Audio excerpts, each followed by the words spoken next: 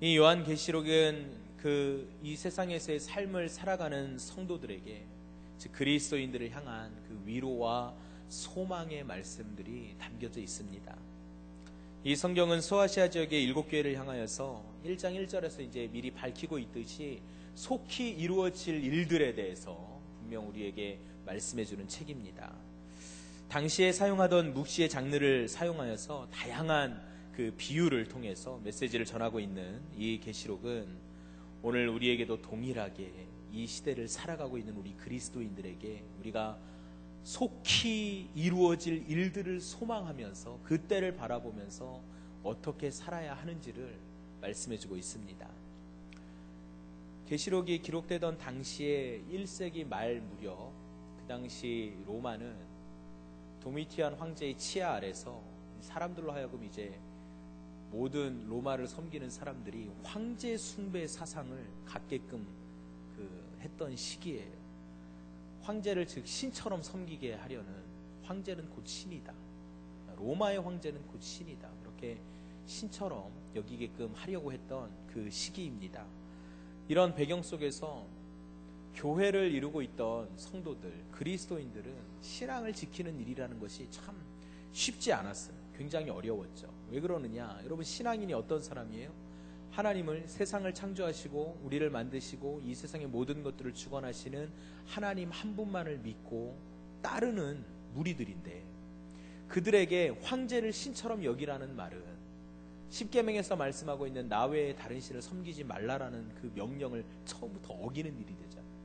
그러니까 그 당시에 로마의 속국들을 향해서도 이제 로마의 황제는 곧 신이다라는 사상을 전파하던 그 시기에 그리스도인으로서 교회 공동체를 이루고 살아간다는 일은 굉장히 어려운 일이었습니다. 굉장히 힘든 일이었습니다.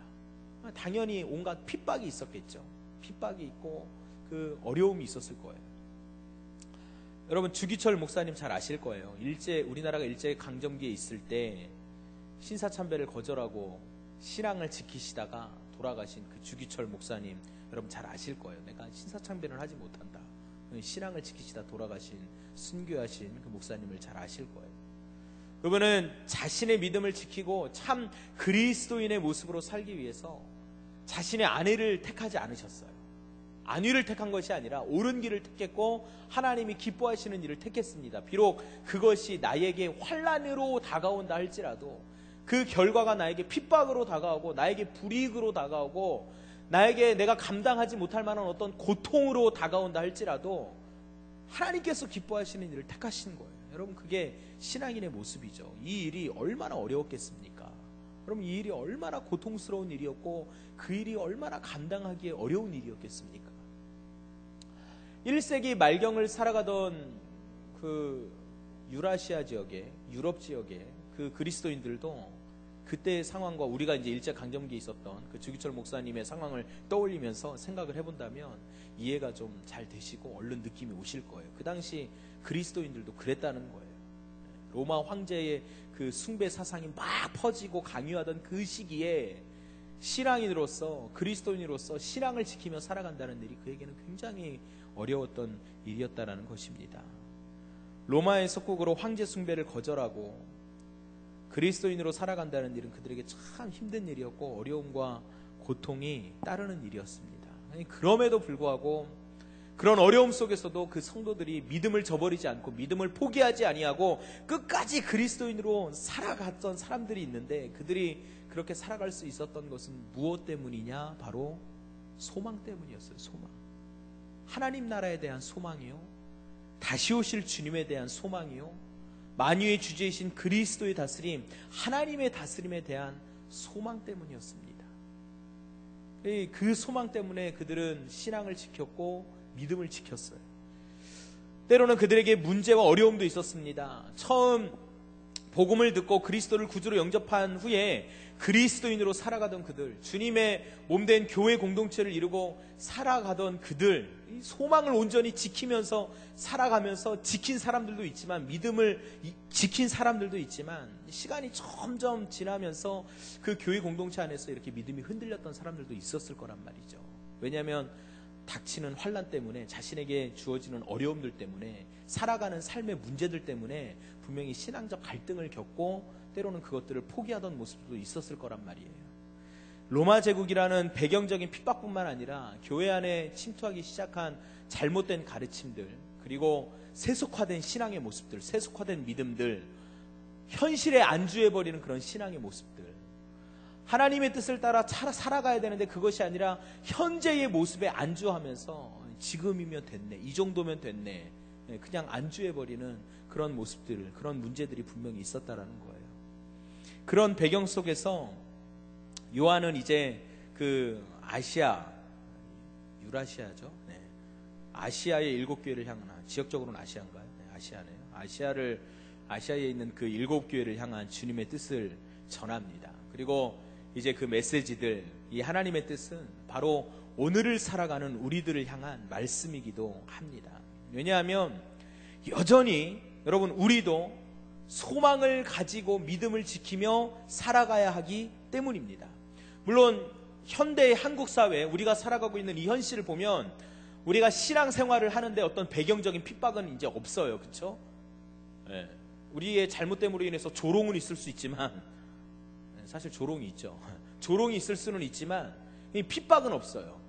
그렇잖아요. 핍박은 없어요. 그러나 여전히 우리가 경계하고 올바른 믿음을 지키기 위해서 우리가 지켜야 할 것들이 있는데, 봐야 할 것들이 있는데, 그것이 무엇이냐? 분명히 여전히 잘못된 가르침들도 있다라는 거예요.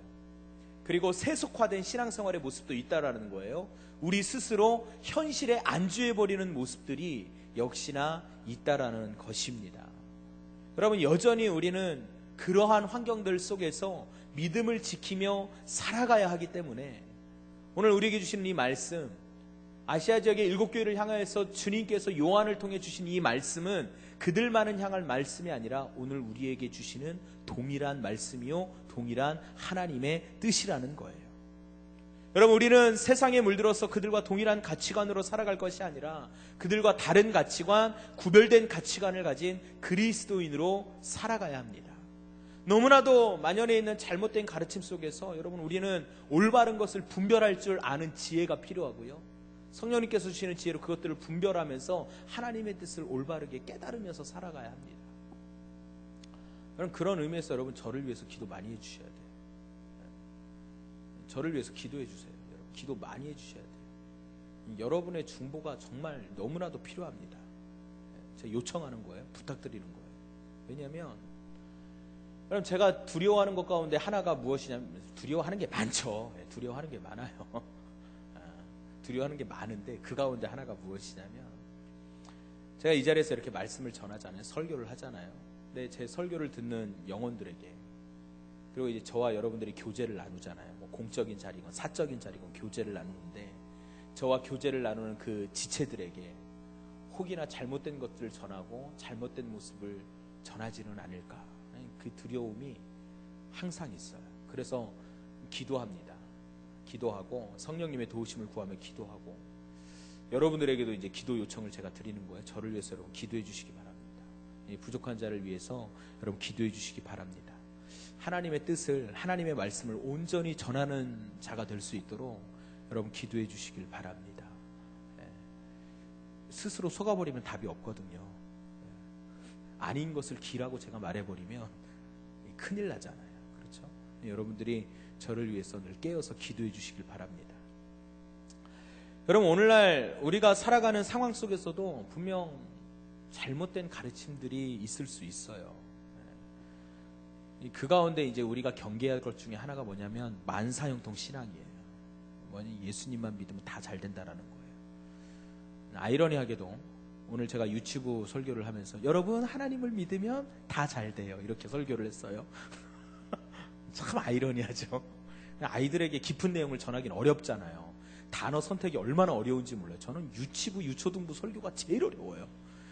사실 여러분들은 제가 조금 이렇게 얼버무리고 이야기해도 아, 저런 이야기를 하시는구나라고 이해를 해주시는데, 그 어린아이들에게는 이 단어 하나 어떻게 해야 될지 굉장히 고민이 되고 어려워요. 저는 그래서 유치부, 유초등부 사역하시는 분들을 얼마나 존경하는지 몰라요. 참 아무튼 그래요. 오늘 아무튼 저는 애들에게, 그 아이들에게 여러분 하나님 잘 믿고 예수님 잘 믿으면 다 잘 돼요 이렇게 전하긴 했지만, 여러분 우리가 경계해야 될 신앙 가운데 또 하나가 이거예요. 만사형통 신앙. 예수님만 믿으면 다 잘 된다는 신앙, 예수님만 믿으면 복 받는다는 신앙이에요. 물론 명제만 보면 맞아요. 그러니까 저도 오늘 유치부 아이들에게 그렇게 말을 했죠. 명제만 본다면 맞아요. 예수님 믿으면 잘 되죠. 예수님 믿으면 분명히 복 받죠. 그러니까 복음이죠. 그러나 그 잘됨과 그 복된다라는 것이 누구를 위한 잘됨이고 어떤 복이냐, 어떤 잘됨이냐, 누구의 관점에서 잘됨이냐, 누구의 관점에서 복이냐, 여러분 이것은 우리가 좀 잘 살펴봐야 돼요. 그리고 분별해야 됩니다. 여러분 오늘날 우리는 무엇 때문에 신앙생활을 합니까? 예수님을 믿으면 다 잘 되니까, 다 잘 된다니까 그래서 신앙생활을 합니까? 예수님을 믿으면 복 받는다고 하니까 신앙생활을 합니까? 사랑하는 청년 여러분, 빨리 우리 깨어야 돼요. 깨어야 돼요. 물론 성경에도 복 받는다는 말이 있지만 그게 전부가 아니라는 사실을 우리는 깨달아야 돼요. 여러분 성경에서 하나님 앞에 귀하게 쓰임받은 사람들을 보세요. 온전히 회심해서 돌아서고 하나님 편에 섰을 때 그들의 인생은 정말 힘들어진 내리막길이었어요. 대부분의 사람들이. 그러나 우리는 그들의 인생을 저주받은 인생이라고 말하지 않아요. 복받은 인생이라고 말해요. 왜? 하나님의 입장으로 볼 때는 정말로 복이었기 때문에, 우리가 참된 신앙의 눈으로 볼 때는 그것이 참된 복이었기 때문에. 여러분 아까 우리가 주기철 목사님 제가 잠깐 얘기했는데, 주기철 목사님 그게 잘 된 거예요? 신앙 지키다가 감옥에서 고생하고 순교하는 거 잘 된 거예요? 여러분 그게 부러우세요? 나도 그 인생 살아야지라는 그런 마음들이 막 솟구치세요? 그렇다면 그런 분들은 정말 복된 분들이에요. 그러나 인간적인 눈으로 볼 때는 어때요?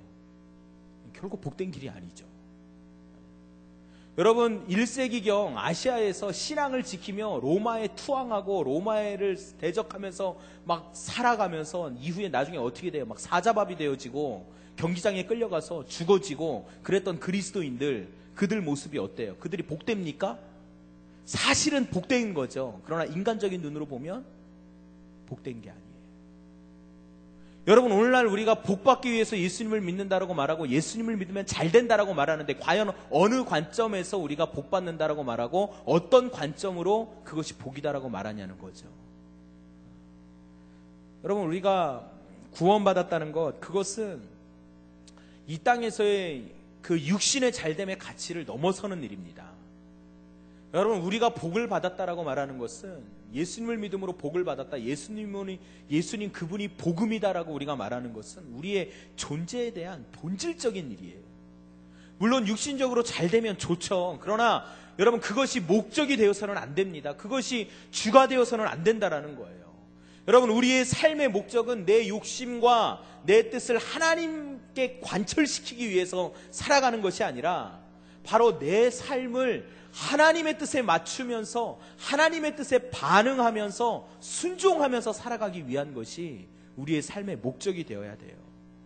하나님의 뜻에 맞춰 살아가는 가운데 비록 어려움이 있다 할지라도, 환난이 있다 할지라도 그렇게 살아가야 하는 거예요.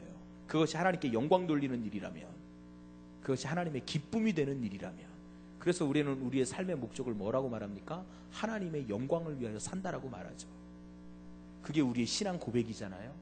그렇게 신앙 고백을 한다면 우리의 삶이 그래야 한다는 거죠. 왜 고백은 그렇게 하면서 우리의 구하는 바는, 우리의 삶은 나의 안위를 위한 것을 추구하냐라는 말입니다. 제가 가끔 이런 말씀을 할 때, 전할 때 비유로 들은 얘기가 있어요. 이 잡지 같은 거, 저도 요새는 잡지를 잘 안 사서, 월간지 같은 거를 잘 안 사서, 지금은 상황은 어떤지 모르겠는데, 과거 저도 잡지를 좀 구입하고 잡지에 대해서 관심을 보일 때, 여성들도 이렇게 잡지들, 여성 잡지들 있잖아요. 그걸 보면 잡지를 사면 꼭 잡지만 주질 않아요. 부록이 있죠, 부록. 네. 근데 간혹 어떤 경우가 있냐면, 잡지에 대한 내용과 그 잡지 자체 때문에 잡지를 사는 게 아니라, 이번 달 부록이 이거래 라고 해서, 예를 들면 이번 달 부록이 마스카라야. 그 마스카라 좋은 건데, 여성 잡지를 예로 들면, 그러면 잡지가 목적이 아니라 뭐가 목적이 돼요? 마스카라가 목적이 돼서 그 잡지를 구입하는 거예요. 참 이상한 거죠, 사실은. 이해는 하지만 오늘날 우리의 신앙생활이 혹시 그렇지는 않냐라는 거예요. 물론 하나님 앞에서 우리가 올바른 신앙생활하고 잘 살 때 하나님께서 때에 따라서 복을 주시기도 해요. 그렇죠. 그건 부인할 수 없는 사실이에요. 그러나 그것이 우리의 목적이 되어서는 안 된다는 겁니다. 그 부록이 목적이 되어서는 안 된다는 거예요. 많은 사람들이 말합니다. 예수 믿는 사람들이 잘 되어서 믿지 않는 자들에게 본이 되어야 한다. 이런 굉장히 많이 해요. 우리도 또 그걸 바라고 있고, 저는 이러한 주장들에 대해서 어느 정도는 인정하지만 또 한편으로는 참 위험한 것이다라고 또 생각을 합니다. 왜냐하면 예수님 믿는 사람들이 잘 되어서 믿지 않는 자들에게 본이 된다는 것이 그의 인격으로, 그의 성품으로, 그의 삶의 태도로 더 많은 사람들에게 미치는 영향 때문에 그런 것이다라면 이것은 참 좋은 거예요. 근데 이 잘 된다는 것이 출세하고 돈 잘 버는 모습으로, 봐라 예수님 믿으면 이렇게 출세한다, 예수님 믿으면 이렇게 돈 잘 번다, 이런 영향력으로 끼치는 거라면 저는 그거는 주의해야 된다라고 봐요. 그건 우리가 조심해야 돼요. 왜냐하면 그렇게 복음을 전하면 그 복음을 받아들이는 사람은 자기의 영혼의 구원에 대한 목적이 아니라 뭐 때문에 복음을 받아들이기 쉬워요? 출세하는 것 때문에, 돈 버는 것 때문에. 만일 그것이 목적이 돼서 복음을 받아들였는데 그 사람의 삶 가운데 출세가 안 되고 돈이 안 벌어지고 건강을 잃어버리는 현상이 나타나면 어떻게 되겠어요? 너무나도 쉽게 신앙생활을 포기한다는 거예요. 왜? 자기의 목적이 달성 안 되기 때문에. 그건 결국 자기를 위한 삶이죠. 자기를 위한 신앙생활이 되는 거예요. 여러분, 우리가 구원받았다라고 하는 것은, 우리가 그리스도인들이 되었다라는 것은 본질적으로, 궁극적으로 하나님과의 관계가 회복되는 것을 말합니다. 여러분, 이것은 나의 안위를 위해서 무언가를 내가 스스로 선택한 나의 주도적인 선택이 아니에요. 여러분, 이것은 하나님과의 관계 회복은 은혜예요. 은혜. 참된 신앙생활, 참된 믿음을 가진 사람은 어떤 사람이냐? 아, 내가 구원받은 것이 은혜구나라는 것을 깨닫는 사람이에요. 그래서 그 은혜 때문에 감격하고 감사하고 기뻐하고 그 은혜의 가치를 알기 때문에 그 은혜 때문에 하나님의 영광을 위해 살겠습니다라고 나가는 사람이에요. 그게 올바른 믿음을 지닌 사람입니다. 여러분, 하나님과의 관계가 회복된 것, 구원받은 것, 이것은 하나님께서 우리에게 하나님의 그 크신 사랑으로 주신, 그 놀라운 사랑으로 주신 은혜입니다. 성경이 뭐라고 말합니까? 죄로 인하여 죽었던 우리, 이미 죽은 우리, 죽어서 하나님 앞에서 어떤 반응도 보일 수도 없고 하나님 앞에서 그 어떤 행동조차 할 수 없는 우리. 왜? 죽었으니까. 시체니까. 이미 죽었던 우리를 예수 그리스도로 말미암아 우리에게 영원한 생명을 주셨다라는 거예요.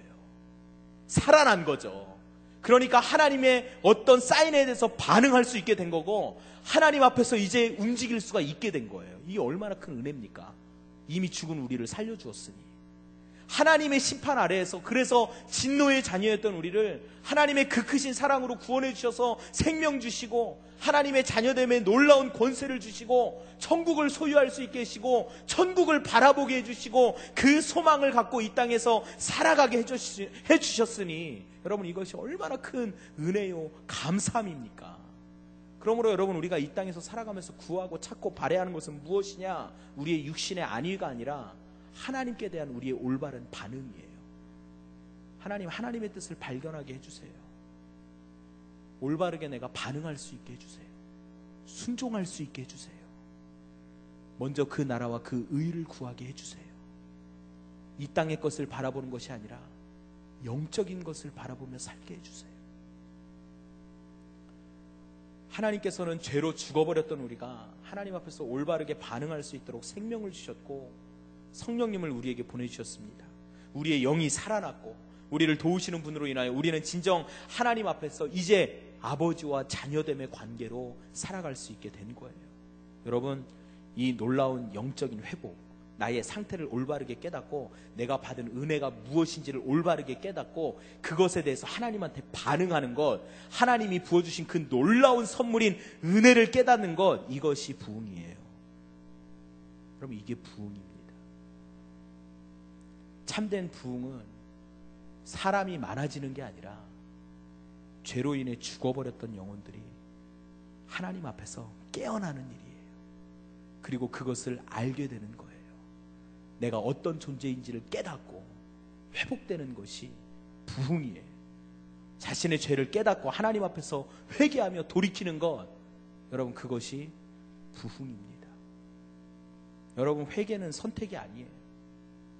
회개는 예수 그리스도를 구주로 영접하는 올바른 믿음이 있을 땐 자동적으로 생겨나는 반응입니다. 여러분, 회개할 수 없습니까? 내 죄성과 본질을 깨닫지 못하고 계십니까? 여러분, 하나님 앞에 나아가십시오. 깨닫게 해달라고 기도하시길 바랍니다. 예수님을 구주로 영접했다고 하면서 회개할 수 없다면 여러분, 이것은 말이 되지 않아요.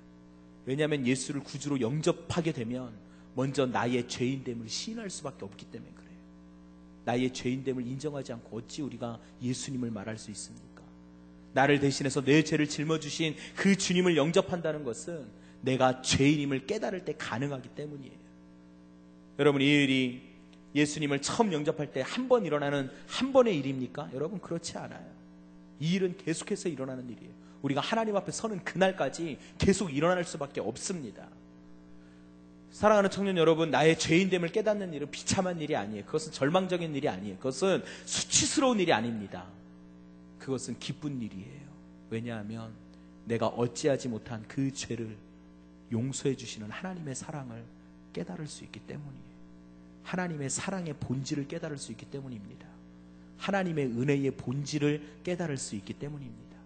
나의 범죄함으로 부패된 내 심령으로 인해 슬퍼할 수밖에 없는 나에게 새 힘 주시고 위로 주시는 그 하나님의 사랑을 깨달을 수 있기 때문입니다. 내 힘으로 어찌할 수 없는 그 모든 일들 가운데 내 손을 붙잡고 도우시는 주님의 그 사랑을 경험하기 때문입니다. 사랑하는 청년 여러분, 저는 우리 지체들이, 지금 이 자리에 있는 여러분들이, 여러분들의 그 심령 가운데 참된 부흥의 역사, 회복의 역사가 일어나기를 간절히 바랍니다. 여러분, 오늘 우리가 읽은 말씀은 라오디게아 교회를 향한 하나님의 뜻이에요. 오늘 말씀은 라오디게아 교회를 책망하고 있습니다. 그 책망의 내용은 첫째로 미지근하여 차지도 덥지도 않은 신앙생활의 모습 때문에 책망하셨고요. 둘째로 실상은, 이게 중요해요. 잘 보세요. 실상은 그들은 공고하고 가난하고 가련하고 벌거벗었으나 그것을 알지 못한다는 거예요. 그래서 말씀은 뭐라고 우리에게 전하느냐, 그리고 그들에게 뭐라고 말씀하셨느냐, 불로 연단한 금을 사서 부요하게 하고 흰옷을 사서 입어 벌거벗은 수치를 보이지 않게 하고 안약을 사서 눈에 발라보게 하라고 말씀합니다. 그리고 열심을 내고 회개하라고 말씀하세요. 라오디게아 지역은 지금의 이제 터키의 서남쪽에 위치한 지역입니다. 그 당시에 굉장히 큰 상업 도시였어요. 상업으로 유명한 도시였어요. 그 주변 도시로는 어떤 도시가 있냐면, 여기에 라오디게아 교회가 있다면 이쪽으로 가면 골로새 교회가 있고요. 골로새 교회가 있던 골로새 지역이 있고요. 이쪽으로 이렇게 가면 히에라폴리스라 불리우는 지역이 있었어요. 예, 오늘날 터키의 그 온천으로 유명한 파무칼레라는 지역이에요. 이 파무칼레 그 지역 자체가 히에라폴리스인지는 잘 모르지만 아무튼 그 근방이에요. 그러니까 히에라폴리스라는 지역은 어떤 지역이냐면 온천이 나는 지역이죠. 온천이 나는 지역. 뜨거운 온천물이 나는 지역. 그리고 그 온천에 나오는 성분은 어떤 그 귀라든지 눈이라든지 그런 의학적인 성분이 있어서 의약품들을 이렇게 생산해낼 수 있는 환경이 되었어요.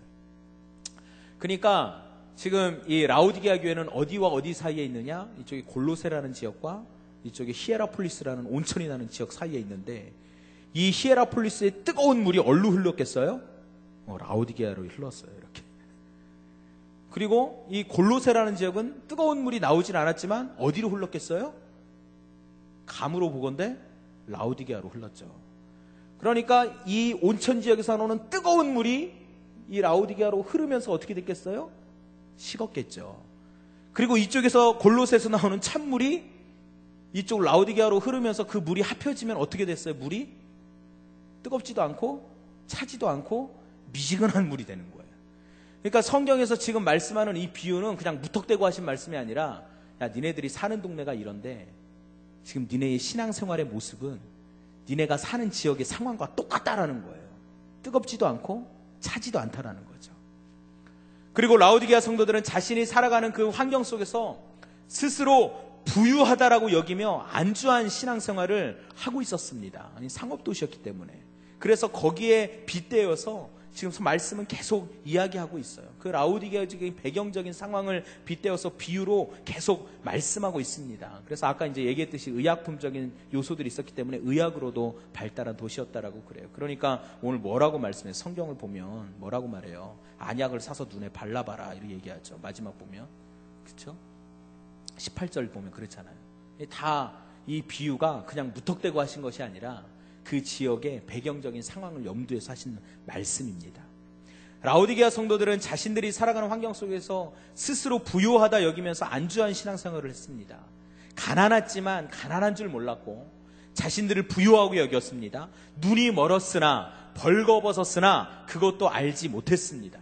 외형적인 육신의 부유함에 눈이 멀어서 영적인 것을 올바르게 깨닫지 못하고 있던 라오디게아 교회, 오늘날 우리의 모습과는 같지 않은지, 내 모습은 아닌지 여러분 우리는 생각해 봐야 합니다. 여러분 어느 때보다도 영적인 눈이 떠져야 하고 어느 때보다도 귀가 열려 성령님께서 하시는 말씀을 들어야 하지만 그러지 못하고 있는 상황은 아닌가. 교회 안에 사람들이 많음을 자랑하고 우리는 부유하다, 우리는 이 정도면 됐다라고 스스로 만족하고 있지만 실상으로는 영적으로는 갈급해 있고 메말라 있지는 않은지 그럼 우리가 살펴봐야 된다라는 거예요. 하나님 앞에서 성령으로 연단되어져서 온전한 그리스도인으로 영적으로 부여해야 하고 그리스도로 말미암아 의의 옷을 입어야 하고 하나님의 만져주심으로 영적인 눈이 떠야 되는데 그러지 못하고 있지는 않냐라는 거예요. 내 생각과 마음들이 육적인 것에 빼앗겨서 지금이 좋사오니 만족하면서 내가 죄인이라고요? 왜 내가 죄인이에요? 죄인인 거 깨닫지도 못하고 눈이 멀어서 주님께서 말씀을 통해서 들려주시는데 귀가 막혀서 듣지도 못하고 다른 얘기는 하고 있지 않냐라는 거예요. 그래서 오늘 말씀은 우리에게 명령합니다. 네가 열심을 내라, 회개해라. 그리고 그 회개에 대한 권면을 이렇게 말씀합니다. 볼지어다 내가 문 밖에 서서 두드리노니 누구든지 내 음성을 듣고 문을 열면 내가 그에게로 들어가 그로 더불어 먹고 그는 나로 더불어 먹으리라. 사랑하는 청년 여러분, 이 말씀은 우리를 향한 회개의 촉구에 관한 말씀입니다. 그냥 이 세상 살아갈 때 마치 우리의 선택을 그냥 무기력하게 밖에서 기다리시는 예수님의 모습이 아니에요. 회개를 향한 촉구예요. 회개를 기다리는 주님의 모습을 표현한 말씀입니다. 아버지 앞에서 우리가 열심을 내며 회개해야 함을 전하는 말씀입니다. 우리가 우리의 실상을 깨닫고 회개할 때에 그 문을 열 때에 여러분 그때 부흥은 일어납니다. 그리고 그때에 주님께서 우리와 연합하십니다. 바로 나의 모습을 깨닫고 아버지 앞에 회개할 때에 내 죄를 짊어지신 예수 그리스도를 믿고 나의 구주로 섬길 때 성취하시는 주님, 즉 아멘이신 주님, 신실하심으로 우리가 하나님의 자녀됨을 증언하시는 주님, 하나님과 본체시며 창조의 근본이신 그 예수님께서 우리와 하나가 되주신다는 거예요. 더불어 음식을 먹는다는 것은 여러분 사랑과 화해의 외적인 표현입니다. 즉 주님과의 관계가 온전히 회복됨을 말합니다. 주님께서는 말씀합니다. 네가 이같이 미지근하여 뜨겁지도 아니하고 차지도 아니하니 내 입에서 너를 토하여 버리리라. 19절 말씀 보면 물은 내가 사랑하는 자를 책망하여 징계하노니 그러므로 네가 열심을 내라, 회개해라. 그리고 이어서 말씀하시죠. 볼지어다 내가 문 밖에 서서 두드리노니 누구든지 내 음성을 듣고 문을 열면 내가 그에게로 들어가 그로 더불어 먹고 그는 나로 더불어 먹으리라. 사랑하는 청년 여러분, 저는 오늘 이 자리에 있는 우리가 하나님 앞에서 온전히 회복되기를 바랍니다. 우리의 심령이 회복되고 하나님과의 관계가 회복되길 바랍니다. 회개함으로 참된 부흥과 변화를 경험하길 바랍니다. 이 세대 가운데 하나님의 영광을 나타내고 하나님 앞에 귀하게 쓰임받는 여러분 부흥의 세대가 되길 바랍니다. 여러분 기도합시다. 회개합시다. 변화됩시다. 주님께서 부어주시는 참된 은혜를 경험합시다. 여러분 언제 회개하시겠어요? 언제 회개하시겠어요? 언제 변화되고 언제 회복되시겠습니까? 언제 주님께서 부어주시는 참 은혜를 누리시겠습니까? 바로 지금입니다. 그래서 저는 오늘 말씀 제목을 언제? Right now. 광고를 보고 그래, 지금이다. 미룰 수 있는 일이 아니다. 지금이다. 그 생각이 들어서 말씀 제목이 Right Now예요. 바로 지금이 우리가 은혜 받을 만한 때입니다. 지금이 바로 구원의 날입니다. 회복의 때고 부흥의 때입니다. 바로 지금 우리에게 성령님께서 부어주실 은혜를 우리는 경험해야 합니다. 여러분, 찬양하고 기도하고 회개합시다. 찬양할 거예요. 나오세요. 찬양합시다. 우리 시간 함께 찬양할 때 정결한 마음 주시옵소서. 우리 이 찬양할 건데요, 하나님 앞에서 범죄하고 하나님 앞에서 슬퍼하며 회개했던 다윗의 심정으로 여러분 이 시간 우리 찬양하고 기도합시다.